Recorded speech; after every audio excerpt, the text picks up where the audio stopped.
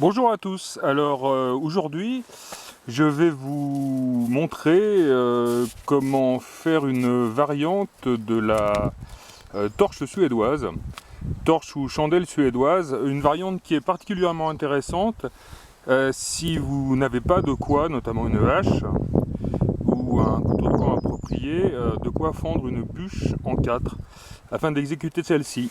Donc dans un premier temps, oui Jazz.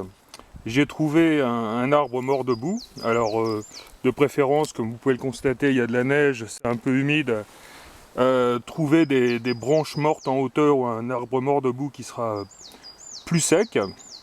Et j'ai coupé un certain nombre, j'ai scié plutôt, d'où l'intérêt d'avoir une scie avec soi, un certain nombre de tronçons. Voilà, maintenant, avec mon couteau, je vais enlever toutes les petites branches. Et puis, je vais monter ma torche. A tout de suite. Alors voilà, j'ai récupéré des brindilles, mais j'ai aussi dans ma boîte à feu, bien qu'on puisse en trouver ici parce que c'est une forêt de conifères, des tinder sticks, donc du bois gras qui est absolument plus qu'exceptionnel, nécessaire. Alors dans ma boîte à feu, j'ai également de la jute, qui est un excellent amadou, absolument extraordinaire, qui s'embrasse d'un regard. J'ai au cas où des Whitefire Tinder qui ont la capacité de brûler mouillé. Un briquet-bic. Je sais que ça va plaire à certains, comme quoi vous voyez je ne dénigre pas le briquet-bic. Une pierre à feu et des allumettes de survie qui sont absolument géniales. Voilà.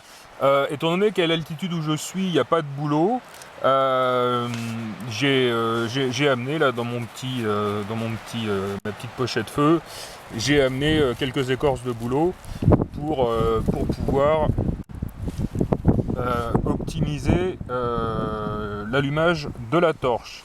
Alors comme vous avez peut-être pu le constater, grand bonheur également, il y a énormément de barbe du vieil homme dans cette région.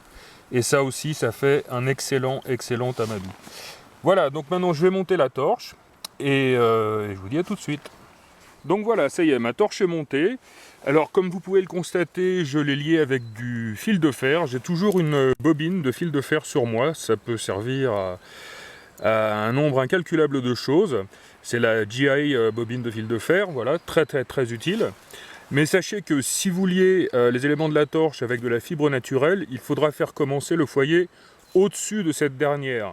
Car si vous le commencez en dessous, bien évidemment, la fibre va tout de suite brûler et votre torche va se désagréger, se désintégrer. Voilà, donc à l'intérieur, j'y ai mis de la jute, du bois gras, des brindilles, encore un peu de jute, j'ai même mis une pomme de pin bien sèche parce qu'elles sont aussi chargées en résine et brûlent très bien, encore des brindilles, de la jute.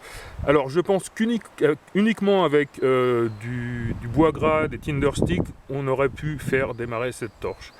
Voilà, donc maintenant l'allumage. Ah oui, dernière chose, une torche c'est un feu vertical.